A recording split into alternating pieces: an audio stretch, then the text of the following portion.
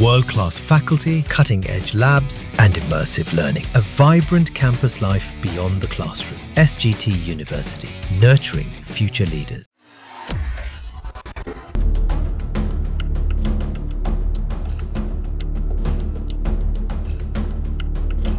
रूस में उस वक्त हड़कंप मच गया जब 73 साल बाद सबसे शक्तिशाली भूकंप आया कि सभी लोग सहम उठे।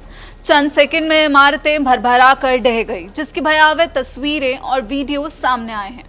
8.8 की तीव्रता वाले इस भूकंप ने हर तरफ अफरा तफरी मचा दी है। रूस में जहां भूकंप आया है उसका नाम है कामचटका। ये प्रशांत महासागर के पास का इलाका है। कामचटका प्रायद्वीप में आए भूकंप के बाद कई देशों में सुनामी का खतरा मंडरा रहा है।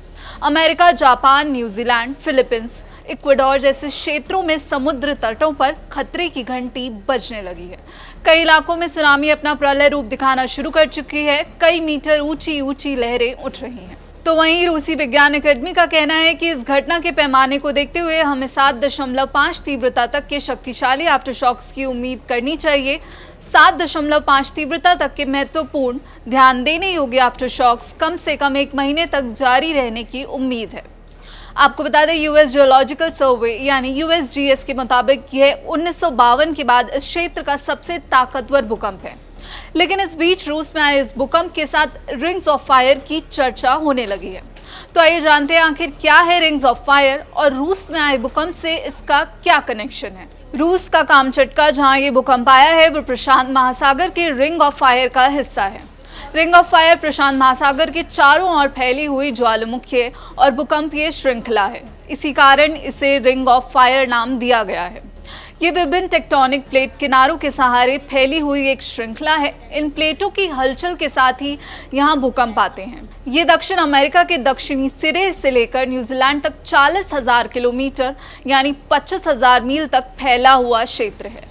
लगभग 90% भूकंप इसी क्षेत्र में आते हैं तथा पृथ्वी पर मौजूद सभी सक्रिय ज्वालामुखियों में से 75% इसी क्षेत्र में स्थित हैं, अर्थात 452 सक्रिय ज्वालामुखी इसमें हैं।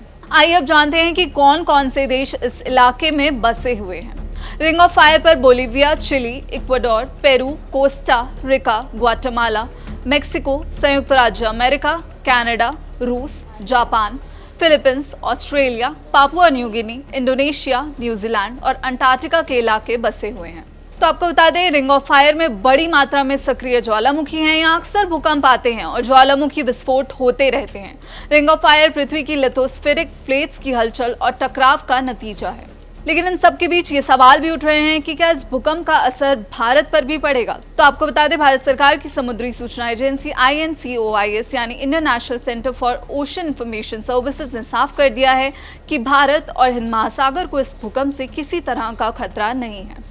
लेकिन कई इलाकों में चेतावनी जारी की गई है। दुनिया के कई देशों में इस भूकंप का असर देखने को मिल रहा है। सुनामी की चेतावनी भी जारी की गई है। लेकिन अब इस पूरी खबर पर आपकी क्या राय है, हमें कमेंट बॉक्स में ज़रूर बताइए। और ऐसी ही देश और विदेश की खबरों के लिए जुड़े रहिए दैनिक जागरण के साथ। नमस्कार।